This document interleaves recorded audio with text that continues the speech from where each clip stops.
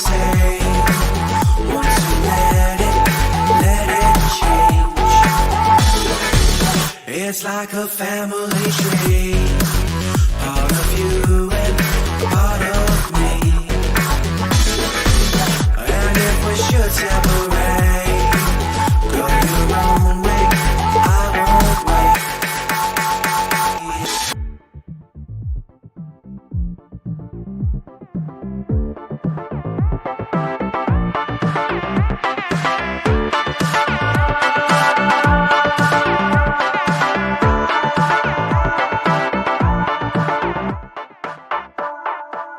Bring the funk back.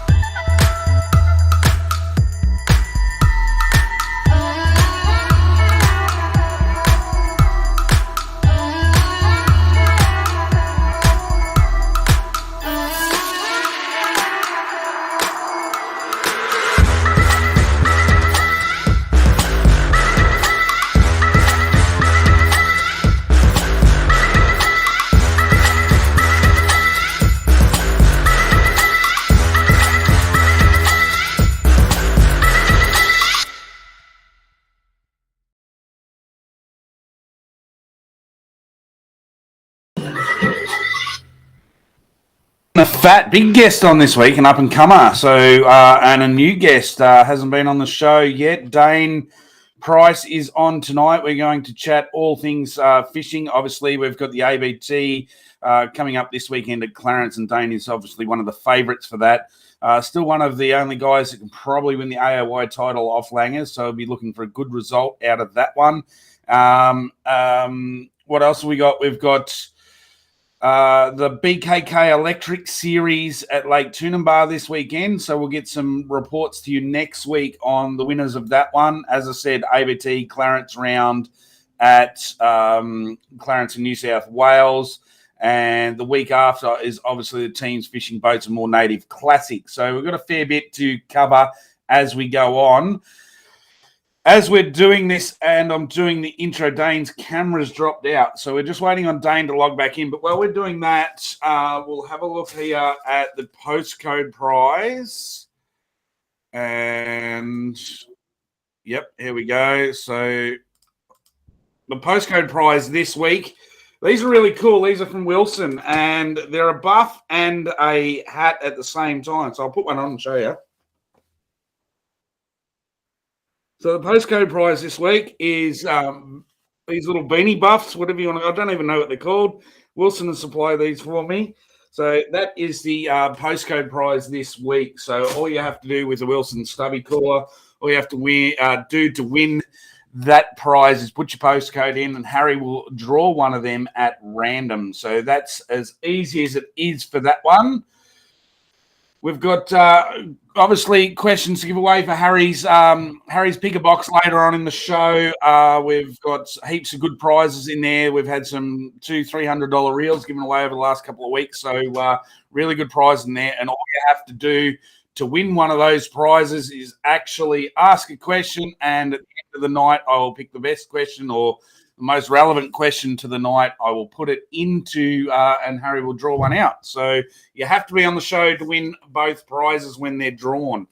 The other thing I'm going to do this week, it'll be released on my Facebook page tomorrow, is a closest to the bag competition. I'll put all the details out on Corey Stam Fishing tomorrow.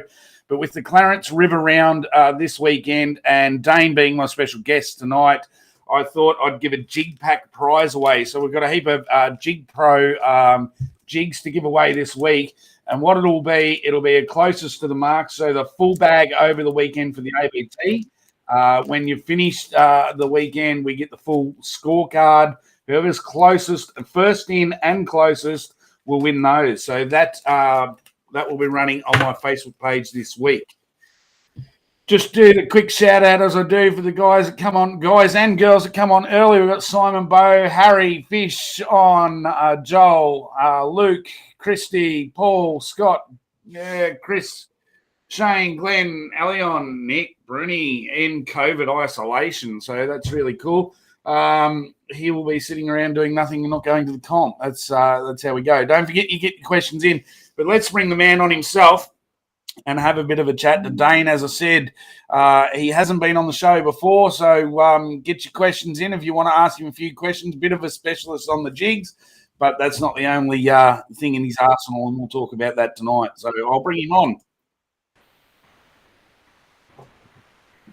There we go. G'day, mate. How you going? Yeah, good, thank you. How you going tonight?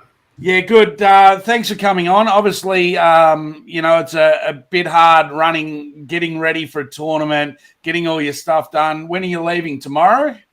Yeah, planning on leaving a bit before midday tomorrow. Still got a bit of preparation to do in the morning. I took the event of the short week and took the whole week off. So been doing a few things around home, and I'll be doing a bit of a late tackle prep tomorrow morning before I take off. Yep. And what's the drive like for you? This would be one of your closer ones, would it? Yeah, it's not too bad. Glenmore and St Clair are always the closer ones for me, but it's an easy drive up to Grafton. It's only probably about 5.5 to 6 hours, and it's a highway almost the whole way. The only time I have to really slow down is through Heatherbrae and Coffs. That's it. Yep. And you've had some really good results on the river. Obviously, we can talk about your results in previous comps, but you come home with a bang in the grand final last year in a river comp. So you're quite confident in the rivers? Yeah, definitely. I started bass fishing in rivers. I used to do a lot of river fishing in my kayak, and still get out normally in summer. Get out a few times in the year in the kayak and still hit the local small rivers.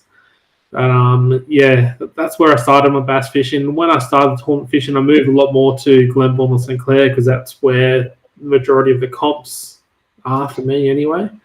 Yep. Between ABT and the local ones anyway.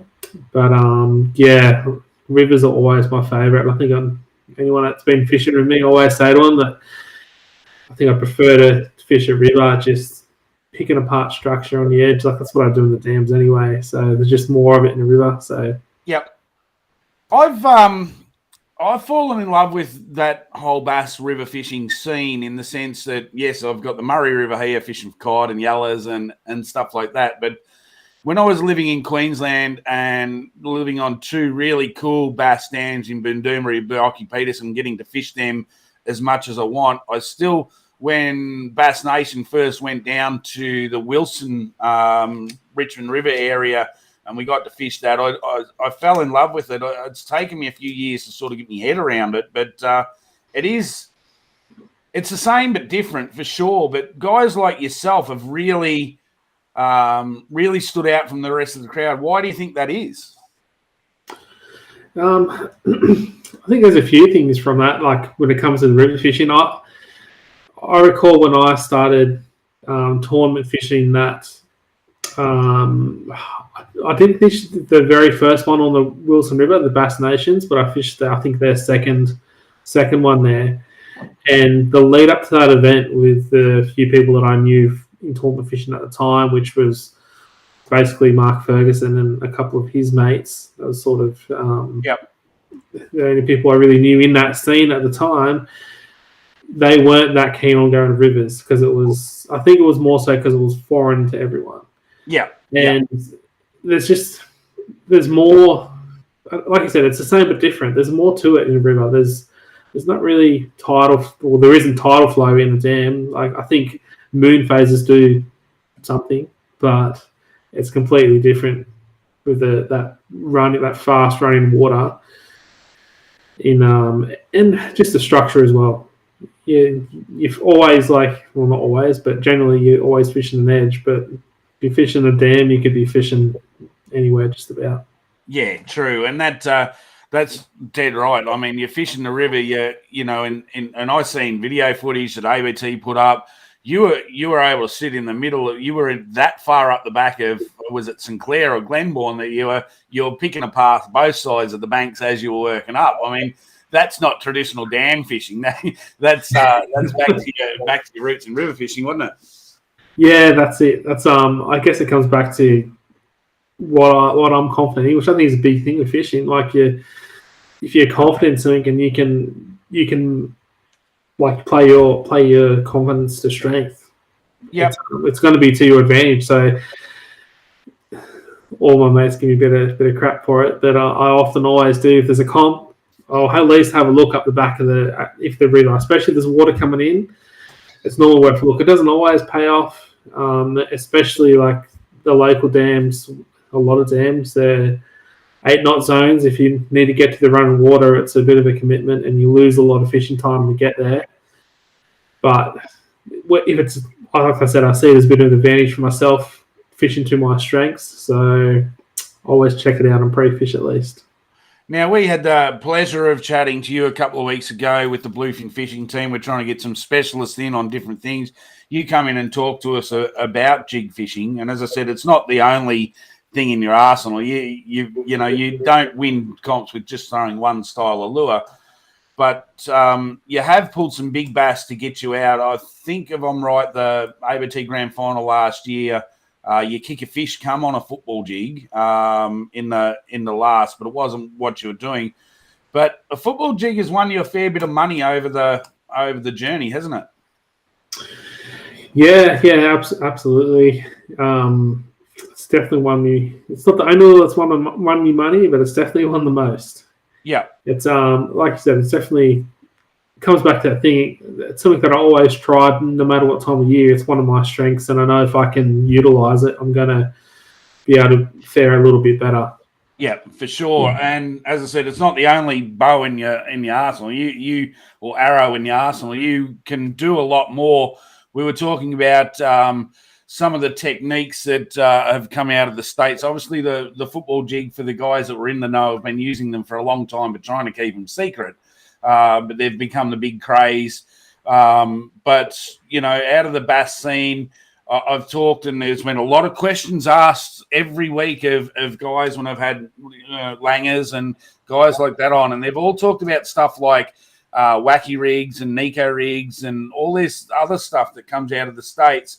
And during watching your highlights up the back of the rivers, you actually had a different rig on. Explain to us what that was. Yeah, so on pre-fish, I said to my mates Chris and Tim that I'm going to catch a fish on a worm. It was a bit of talking from my ass, but a bit of confidence too. I was pretty sure it was going to work. So we're fishing up the back of, eventually in the pre-fish, we went to the back of the Carrabrook Arm, and there was a lot of flooded debris, debris on top of the water. Yep. And the first one I caught on a worm was actually a Texas rigged worm that I was punching through that debris. And then pre-fish and not a lot of pressure, I picked up I had a wacky rigged worm as well. And I just started throwing that around. It didn't take me long. And I caught the biggest fish I caught on a pre-fish. I think it was roughly a 1.1 kilo fish. And like I said, it didn't take me long to catch it. And the way that it bit it, that was the first fish I'd caught on a wacky rig. I've tried worms before, but not wacky rigging. Yeah. And the way that it bit it, I just thought that is going to work tomorrow straight away. Even though it was only one fish, it gave me a lot of confidence that it was going to work. And yeah, that following day I threw it, and it didn't take me long. I actually lost 4 fish on it before I caught my first one. But after I caught the first one, I probably caught 4 or 5 on it on that first day. And yeah, it's become a little bit of a confidence thing for me. It worked at Glenbourne the following comp as well. So yeah. No, that's really cool that, there are some guys that are leading from the front and they're trying other stuff. I've talked about sort of a wacky rig setup for the cod down here for a couple of years now. I still believe cod will eat big spoons, those big 8-9 inch spoons that they throw for the largemouth bass in the States. And I honestly think a wacky, because we fish with big worms for cod anyway for all the bait fishers down here. They use big scrub worms that are 6-8 inches long. So I can't see why that sort of setup wouldn't work for the cod down here as well. And it's something that I want to get some time away from the tournament scene, because you tend to always be fishing tournaments and never experimenting. So it's really cool to see other guys out there doing a bit of experimenting. Before we go into the questions, there's been some really cool questions. I've been watching them come in. Before we go to the questions, as per usual, about 5 minutes before I went on air, I got a message from somebody, and it's actually for you, mate. So I'm going to play this online for us, and hopefully this works, because I didn't have time to set my program up properly, and we'll do the backstory after I've played the message. But, if people are going to send stuff in to me, I'm going to put them up. So let's see if I can get this up. Some people will know the face, but I hope you can hear it from your end, and I hope everyone can hear it from out there. And all the best for Hey, Dane, Clarence. just wanted to say good day, mate. Race off. All the best for Clarence. The damage done all around, but tight lines, brother. You know what you're doing. And to everyone fishing with Clarence. Except for Nick Brunny, because he's in COVID. Have a great time. Tight lines. And just do what you do because you love it. That's a fact. That's a fact. As I said, one of the nice guys in tournament fishing, obviously Jason, we talked about him on the show a few weeks ago, had a spill out of the rooftop camper at Glenbourne and did some serious damage, and one of the nicest guys in fishing. But he sent me the message. I had to put it up. He wanted to give you a big shout out. So Yeah, good on him. Yeah, it was everyone gave him a little bit of shit about putting that rooftop tent on, and no one actually about that exact scenario happening, and it was a bit unfortunate it actually happened. But yeah, it's really good to see that he's got the neck brace off, and I think he got a pretty good report the other day from what he was saying. So he'll be back to good in no time. And I hope so, because as I said, he is one of the nice guys of the tournament scene, and there's nobody out on the tournament scene who would actually say a bad word about him. So I hope to get him back out there and see his smile soon. Yeah, absolutely. I've got a lot of time for Jace. He's an awesome bloke. Yeah. All right. We'll get into some questions. Are you ready for these? Yeah, let's go. Rightio. So the first one is from Luke Atkinson. He says, "Hey mate, do you fish? Do you have a favourite lure for bass when things get really tough?" Lots of them. Yeah, if they're getting tough, I'm normally picking up a lot of different things to try. But if I have to pick one when it's tough, kind of hard to go past a plastic like a 2-inch K-Tech or 2.5-inch Seaman Slim Swim. Yeah, it does, I guess, depend on where you're fishing. But yeah, if I had to pick one, it'd just be that plastic presentation. It can save your day sometimes. Yeah, for sure. And it's really tough when you get thrown a question like that, because there's so many variables you want to put into it. You want to go, what season are we in? What state are we in? What, to work out the perfect, overall, I think you're right. I think you couldn't go past, if you're talking from down here in Gippsland all the way up to Queensland fishing for bass. One lure that does catch fish all the way through is your good old plastic. So, yeah, probably a good pick. I like that one. All right. Simon Jackson wants to know, how do you I don't know, do you fish yellow comps and cod comps? I haven't fished any yellow comps or cod. This question could be for me, but he's said, how do you find adapting from comp to comp, say yellows, cod, and bass? If you haven't fished them, I'll probably jump in and answer that because I've been doing a lot of it. Yeah, I think it's good to definitely give an answer on that. I'm not really experienced in. I've caught plenty of yellows by mistake when I'm trying to catch bass, but as far as yellow comps go, no. I've tried to catch cod a lot, and I still haven't caught one. Yeah, definitely on the hit list, cod. I want to get one of those soon. I guess one thing I do adapt from is I do a bit of brim fishing. I do a fair bit of saltwater fishing. I live right near, or I'm Bonnells Bay, so I'm on Lake Macquarie, and I actually started tournament fishing with brim, but I still do the occasional brim tournament now, normally just the Lake Macquarie ones, and I guess the adapting for that, it's pretty hard going from brim to bass, more so I think because of the leader. I find bass aren't really a line-shy fish, and when I got a tie 4-pound on, it probably takes me about 5 times to tie an FG because I tighten it too much and snap it.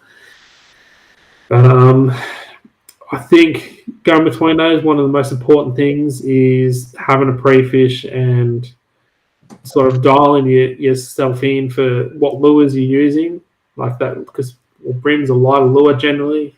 You want to sort of zone in that casting with those different lures, and you just want to get a couple fish in the boat, and that's probably about it. Yeah. So, Simon, for me, I learnt early on in the piece doing the Freshwater Masters, which is a really good event, starts in November, and they do Glenbourne, Windermere, and then come back to Mulwala for cod. So they do the 3 species. The biggest suggestion I'd say to anyone that is starting out with fishing, pick a species and stick to it, because it gets very, very expensive when you're chopping and changing. I've got a comp next weekend, which is a teams fishing comp at Mulwala, which is a native classic, so it's best 5 yellows and best 5 cod. So you've got to take all the gear, and I downsize to a smaller boat, so you can't fit it all in. You take a couple of co-boaters with you.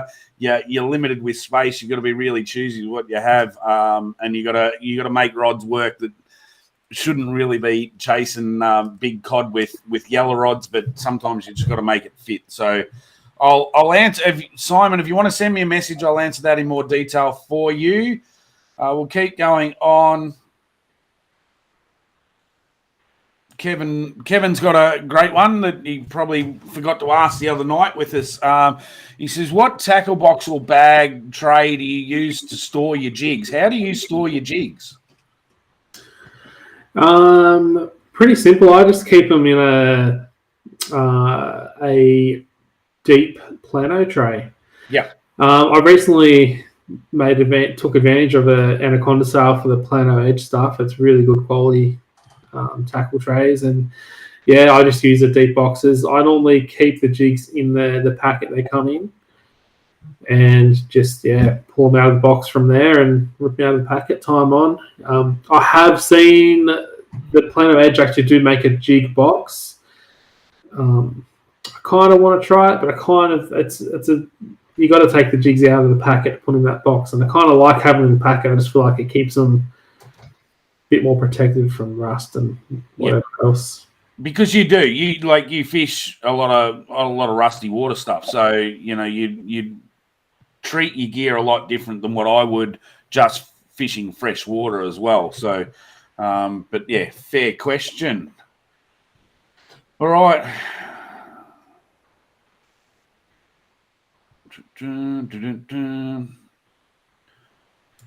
I think this is a bit of a question that we know that you won the Yellowcraft Bass Pro last year in the grand final. But Shane's written here, Dane, what would be your next choice of boat being given the opportunity? Next boat of choice, I think for the tournament fishing, if it was going to be a tournament boat, it'd be another Ranger. I love my boat. It's definitely the best investment I've done with fishing. In saying that, though, he didn't specifically say that it needs to be for tournament fishing. So Yes. maybe a nice boat that you chase some pelagics offshore. Maybe a little bar crusher. We'll see. A bar crusher would be quite good to go offshore, that's for sure. Let's go down. Bill's got a long one here. When river fishing, have you had when the river's having so much water changes, rises, falls, and clarity, does it change your approach for Clarence this weekend? Now, I thought a few of the guys would get on and maybe ask you a few questions about this weekend, but do you think that, like last year, we went there after a reasonable size flood and it fished its ass off, and we fished really, really well, caught heaps of fish. Do you think that there's going to be much of change to that this year? I think it's similar timing, like as in when the flood water has receded to when the comp is as it was last year. So I'd like to think it's going to be fishing pretty good.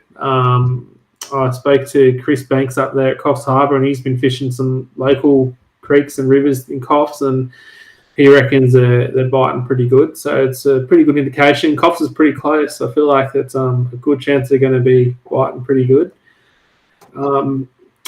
I dare say it does though. Like, good question from Bill. I think it does change it a little bit, but the way I fish rivers, probably not so much. Like, there's probably got to be a little bit more colour in the water. So I guess the only thing I'd be changing, if I'm fishing some sort of vibration bait, I'm probably going to go something that's got a bit more vibration. Yep.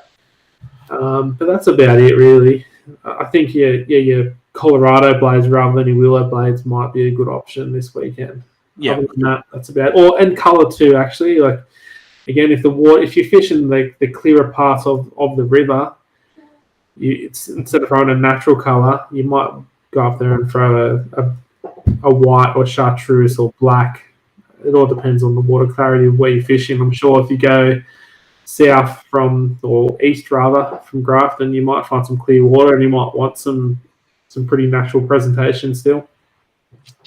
Awesome. Oh, that's a really good answer. As I said, if you feel that it's giving away too much information for this weekend, because I know you're still in the running for AOY, we talked to Langers and we've talked to Coney, and with Langers having that 8th position, it's even though he's had the 3 first, there's still some wiggle room there. You've had some really constant results all the way through. So, 2 very, very high results again at Kenya and Clarence could have you somewhere up near the top. So, if you don't feel like answering the questions, don't feel pressured that you have to, mate. All right. Alison Hyatt said, do you do any land-based competitions or is it all out of boats?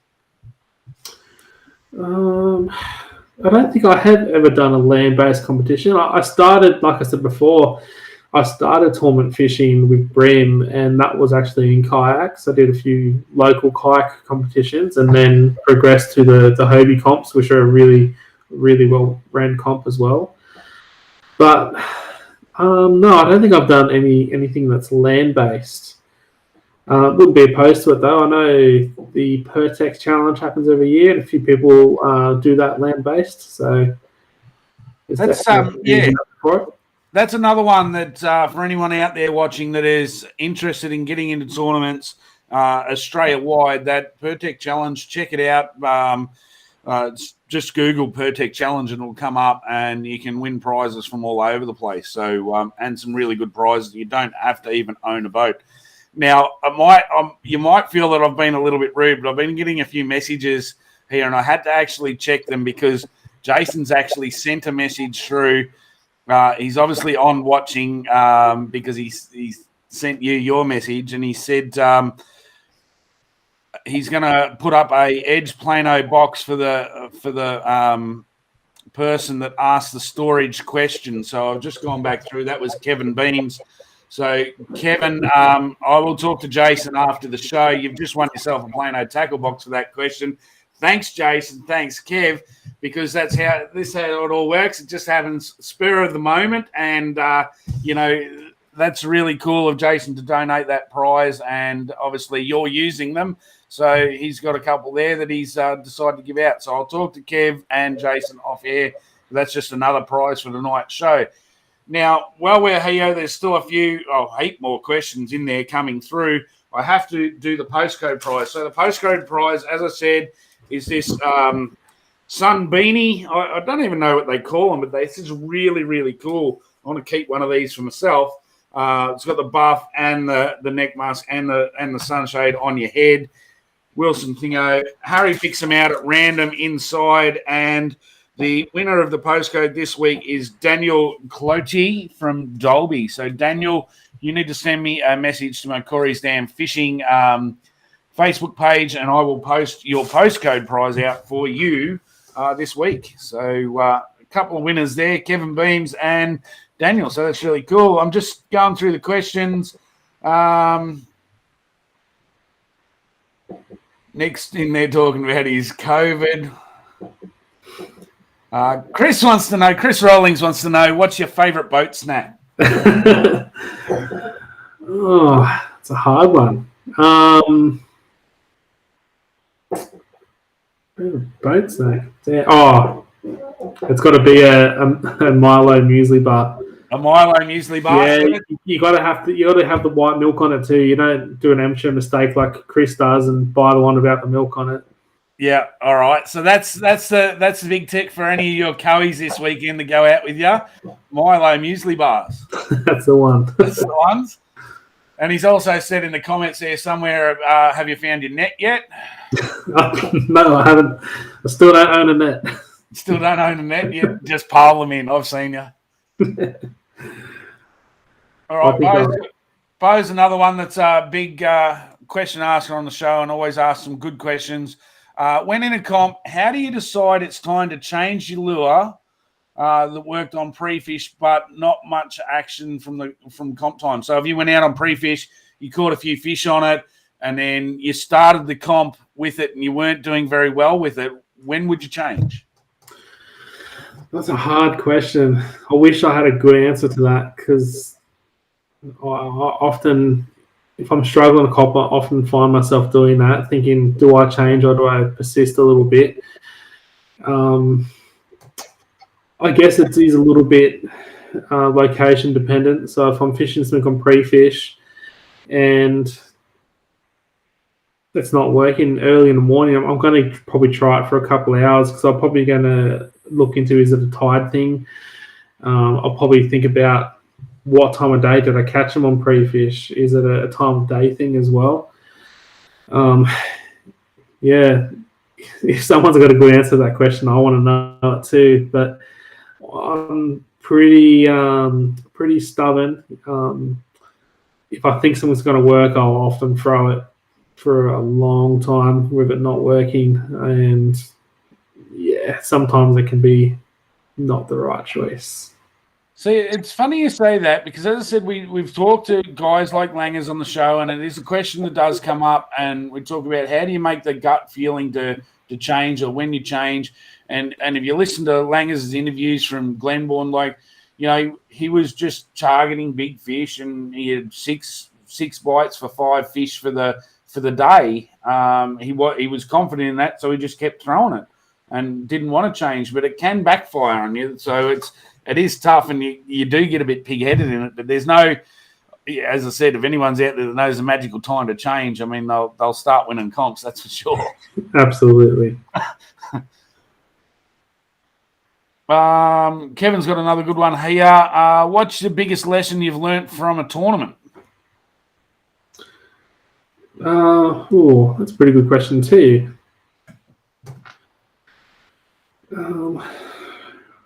I guess one that comes to mind is, speaking of Matthew Langford, it was actually the very first bass competition that I I did. It was at Glenbourne, and I was lucky enough to draw Matthew Langford on the first day, and then Peter Phelps the second day. Oh, good combination. Yeah, I was pretty happy with that one for my first comp, and anyway, so I had Langers on the first day, and just watching him catch fish after fish after fish, and he was catching them on jigs, and he said to me pretty quickly, he's like, "Oh, do you want to try one?" I'd seen them because I'd follow a lot of the American bass fishing stuff, but didn't even own one. And he offered, "Oh, do you want to try one?" And I just said, "Oh, no, I'll keep throwing this. I think we'll try to spin a bait from memory." And yeah, he probably caught another 5 fish or so. He asked me again. I'm like, "No, I'm all right. I'll keep throwing this." And then he caught another one. He's like, "Are you sure you don't want to try it?" I was like, "Give me one of those." Give me one of those. I remember now. I tied it on. I threw it out there, and he sort of gave me a quick rundown on how to use it. And in my head, I'm working this jig, and I'm just thinking, this is stupid. This isn't going to work. And as I thought that, I got a bite, caught a fish, and I guess that was probably one of the biggest lessons I've learned right there, is to sort of not to be too stubborn and to try new things. Yeah, for sure. Now, I'm glad you brought that story up, because we had a bit of a laugh about that after the grand final last year. And Langers and you were standing up on the stage, and you took out the boat, and he comes second. On the way home, we had a bit of a chat about it, and he said, "You know, the worst thing, Corey," he said, "I showed him about jigs, and I showed him how to catch them with jigs, and he's just taken a boat off me with a jig." So, yeah, unfortunately, sorry, Matty. which is really cool. That what goes around comes around, and you help us out by coming on the show and talking about it. Langers has and whatnot, but that's what it's about. You get out there as a co-boater and learn, and take in that stuff, and then in years to come, you can implement it and do it your own way. All right, Karen Van Bale has said Pertec Challenge is on this weekend, so that's really cool. A lot of guys are obviously inside information going through to shenanigans going on in the background, but Nick wants to know: are you taking a jumper and sleeping bag to this comp?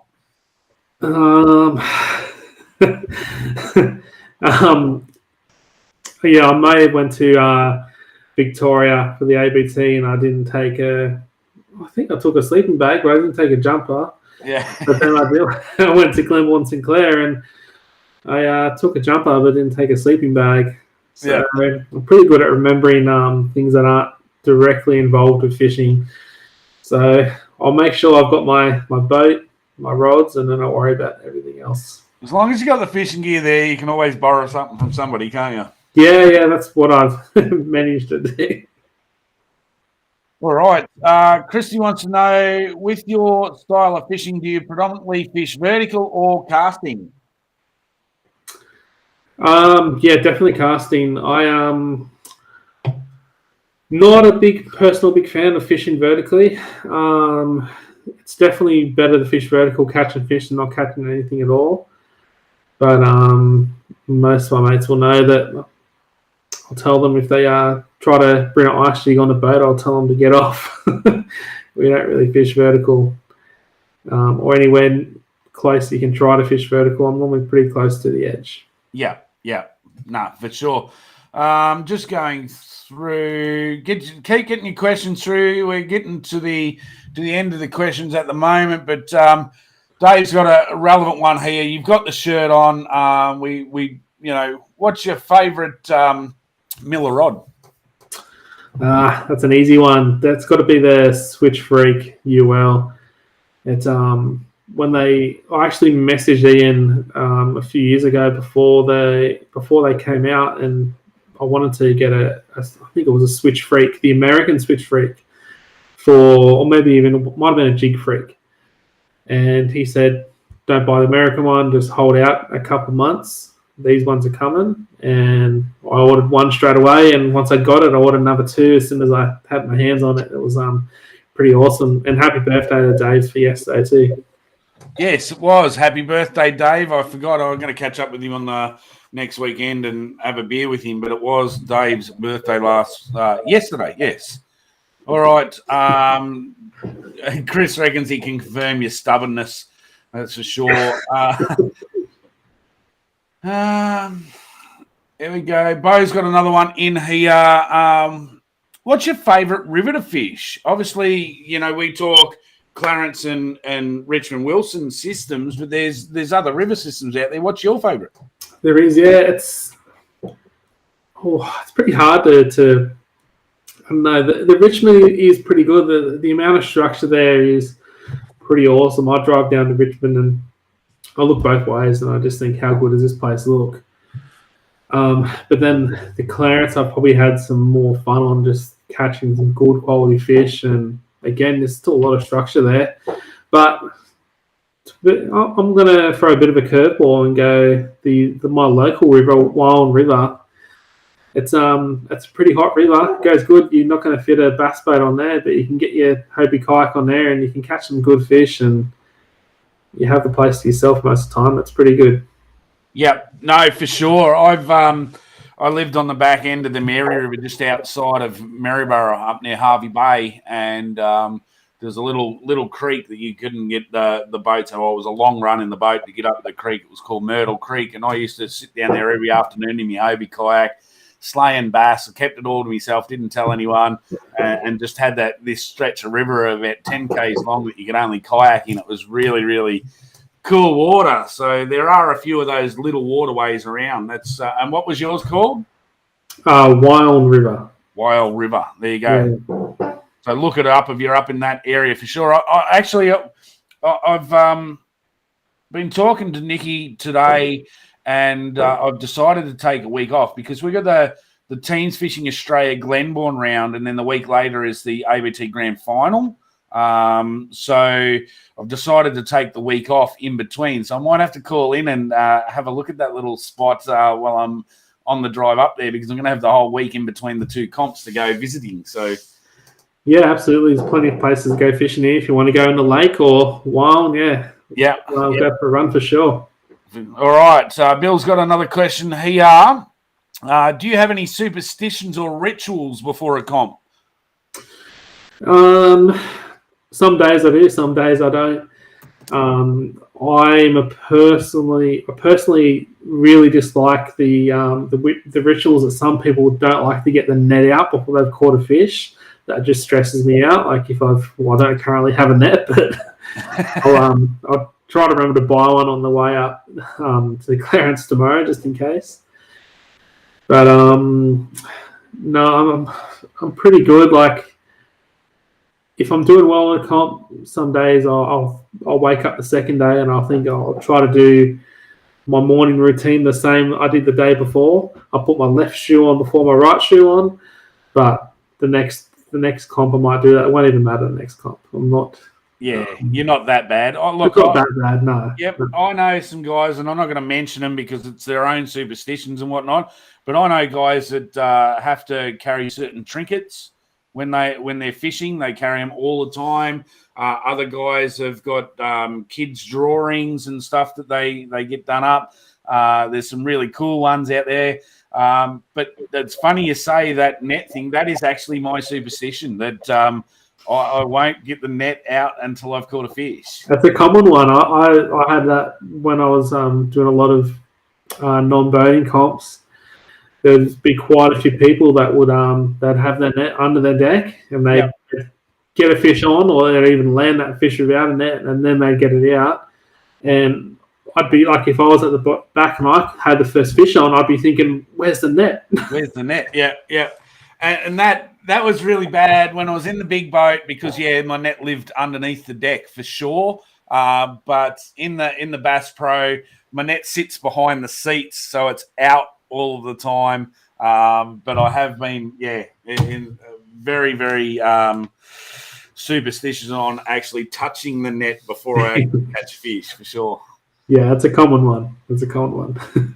All right, there's really cool comments coming through, but we do only run for an hour, so I'll get you to keep popping your questions in. I'll get to them after we do the draw. So I'm going to ask Harry to come out, and we'll get the get the draw done for Harry's prize box here, and we'll go back through the questions while I'm waiting for Harry to come out. I'm just looking for somebody that, like Kevin has already won a prize. Oh, Ricky Doyle wants to know when you're upgrading your Ranger. Obviously, Ricky might want to buy yours.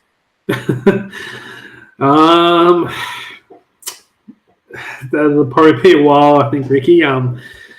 There is a nice new Ranger 520R out right now, but it's probably a little bit hard to put that sort of money away to replace something that's perfectly fine at the moment.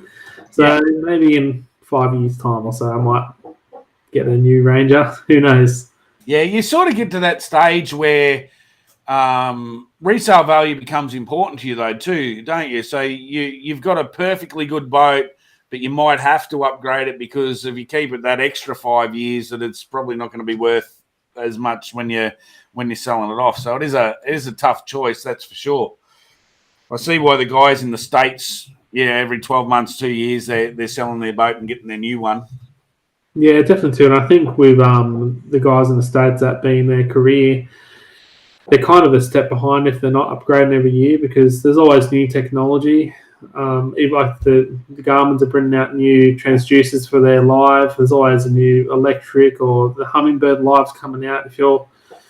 Obviously that's additions you can do to your boat, but if you're not upgrading your boat every year, you're sort of behind over there anyway. Over here, it's not as big. We're not paying for $100,000 for an ABT, but yeah, for sure. I'm just going back through the questions while you're chatting to see which question. And I think I'm going to do Christy Ferrer. So Christy asked the question about what style of fishing do you prominently do, vertical or casting? So Christy, what you have is couple of minutes basically to write in the questions that you are still on here, and we'll get Harry to pick you out a box out of the box, a prize, or we'll get you win what's in the mystery box if you choose the box. So Christy, if you're still on, you need to write in the comments. We'll go back to a comment while we're waiting for Christy to comment on there. Kevin's got another one. How did you find the transition from kayak comps to boat comps? It was pretty seamless, actually. I did just do local competition first. So I wasn't ABT. I guess one misconception I had with ABT was that it was sort of the, I guess, at an elite level, which it isn't that at all. It's definitely something that if you're into fishing, you can enter as a non-boater and learn a lot. But for a while, I waited before I entered because I thought, I don't know if I'm ready for that. In hindsight, I should have done it sooner. But yeah, so I started doing the kayak comps, the local kayak comps, and then some Hobie comps, and then some local boating comps, and it was really seamless. They're all similar. It's all you sort of. The rules are the same. You start at one time, you've got to be back at one time. The only thing that's better is that you're not pedaling in the Hobie.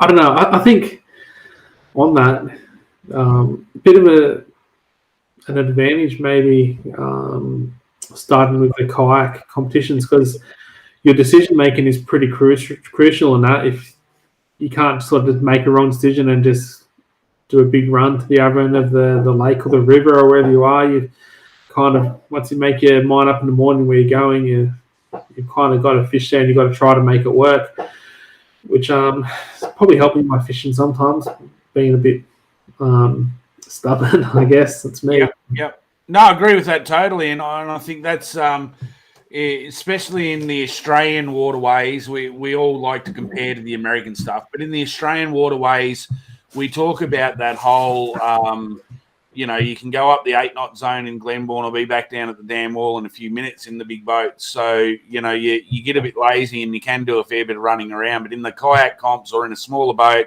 you got to make your decision. You got to stick to it. So that's a very relevant point. All right, I'm going to put you in the green room for a minute, mate. We'll come back and do the last few questions just while we do the draw for Harry's box.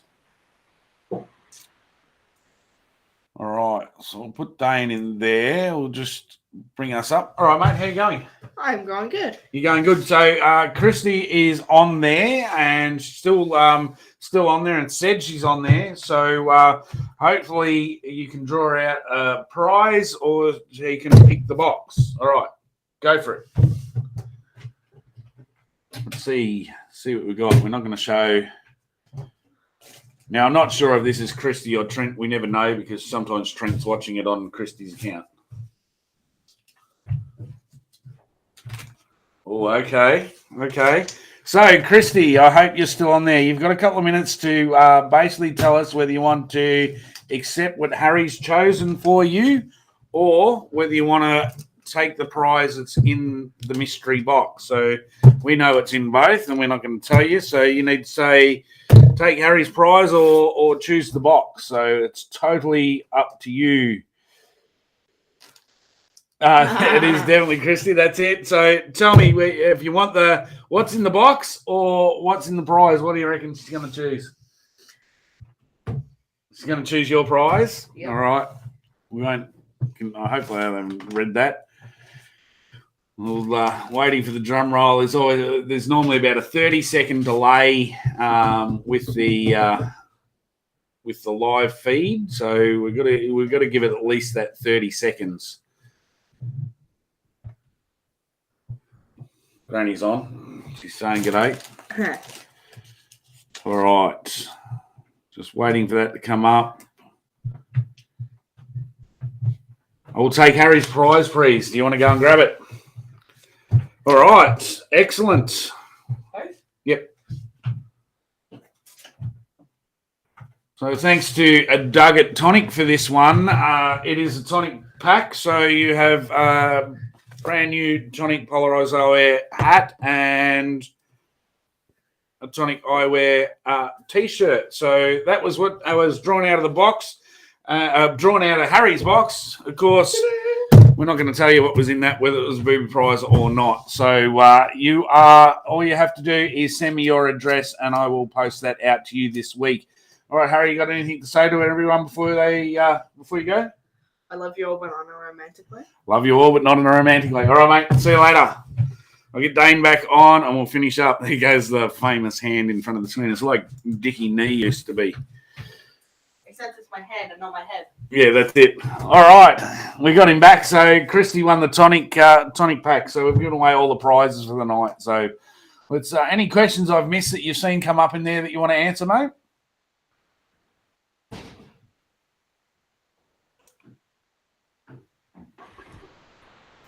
What about Greg Beatty's one about the Oh yeah, that was earlier on. I did miss that one. Find that about dirty water. Yeah, here we go. Greg's favourite bass lure for dirty flood affected tidal rivers. Yeah, I think after the Richmond River Grand Final last year, most people were pretty surprised that even though the water was pretty dirty, I was still catching them on a jig. I think it's important to remember there's more things that attract fish than that heavy vibration. So it probably would be a black-brown Vex jig still, but come probably a close second to a big Colorado blade spinnerbait with a nice thump.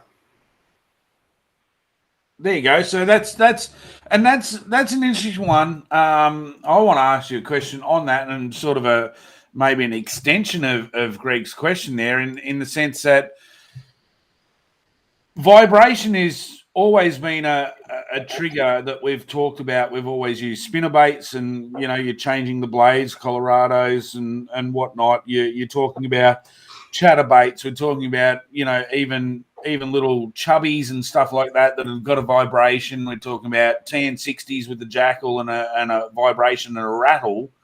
Yet a football jig has basically next to no vibration without you imparting some into it. What is the attraction to things like a football jig? I think it's that secondary action. So, which you get on some things like a chatterbait or a spinnerbait as well. You've got that silicon skirt there, and if a fish is, I suppose it's more once the fish has spotted it. But if if it's sitting there and the fish swims up to it, it pushes a wave of water towards it. It can actually get a bit of movement in that jig. So it moves without you moving it sometimes, which I think is pretty important. But other than that as well, yeah, you do get a bit of vibration out of certain trailers as well. So I know a lot of people use like grub tails. You do get a bit of vibration off that. I like using lizard tails. They're like a really long grub tail, basically. That, and I think another really big thing to draw fish in with a jig is they're on the bottom, and if you're no matter really what the bottom is, if it's mud and you're dragging it along the bottom, you're going to be puffing up mud. The fish are going to go in and investigate that, and if there's rocks on the bottom and you're dragging it, you're going to be banging into rocks, and that's going to make a pretty loud sound underwater too, I think. Yeah, for sure. And I've, as I said, it wasn't until I sort of started stuffing around with this whole eyesight technology and whatnot, but I've seen bass from 20 feet away come up to check out a 3.5-inch gulp run on the surface, and they've come from 20 feet down to look at it. So they must have better lateral line feeling or sight or smell or whatever it is that they've got that we actually give them credit for, because you don't need to do anything sometimes to get them to bite. Yeah, definitely, and sometimes that supple approach is key, I think. Yep. Dave's just stated he sort of answered part of the question with us. The silicon skirt still has vibration; it's just more subtle. So that's a fair point from Dave, and he would know, that's for sure. So no, definitely. All right, so. Believe it or not, mate, we've hit the hour mark. I mean, that's how quickly it goes. You haven't been on the show before, and I've said that it goes really, really quickly. I mean, you could probably sit here and answer questions for another hour, and it'd only feel like 15 minutes. Here's your time to give anyone a shout out. You got some sponsors you want to give a shout out, or some people you want to talk about before we wrap up? I've got a few people that help me out. So Miller Rods is a big help. Love all their rods. Like I said before, my favourite rod is a Switch Freak UL. Dave's a big help too from Beck's Performance Lures. He's got a couple new lures coming out, which should be hitting the market really soon. Pretty excited to see them. And Pete at Bass Angler down at Penrith, he helps me out with some good prices on some tackle and helps me out with the Ranger stuff as well. So, thanks to all those guys, and just the normal guys I go fishing with. I'm travelling up with Tim and Marcus to the Clarence this weekend, so I'll see them here tomorrow. Yep. And, unfortunately, my mate Chris isn't going to make it, but, he'll be at the next one, hopefully. No, that's it. It's sad to see Nick won't be there with COVID as well. That's unfortunate. Not often he misses a comp, so. Yeah. No, for sure. And as I said, I'd like to say thanks very much for giving your time up tonight and answering all the questions for everyone out there. It's been it's always a pleasure to talk to you. I always learn a lot from talking to good fishermen, and you're one of them. You're no longer one of the up and comers anymore. You've sort of done that. The only thing left is the AOY title. You've got 2 comps to really nut that out. So I wish all the best with that challenge over the next 2 comps, because I think I was looking at the scores, and I think I can bring them up actually. So if I bring these up, get the right one here. So you can see how close it is there. So Langer's on 393, Mitch Cone on 390, Mick Johnson on 387, and you on 378. So there is still a possibility there of you taking out the AOY from this. Probably 40 still there. I'm way out with that 71. So, but I think the 4 guys at the top of the list there can really still win an AOY title. So. The challenge is ahead of you, of course, but wish you all the best with that. Have a good weekend. I'll be following it. If people want to follow it, I believe it's an app-based run again for the river. So if you jump onto abt.org.au, you'll be able to check out the scores for that. There's also the BKK Bass Electric comp at Toonambar this weekend. So if you're on ABT website this weekend, you'll see lots of fishing. So yeah, mate, I'll get you to stay on when I finish the feed up, and we'll have a bit of a chat off air. But thanks for coming on. Thanks everyone for being out there, and we'll see you again for another chat next week. Cool. Thanks, guys.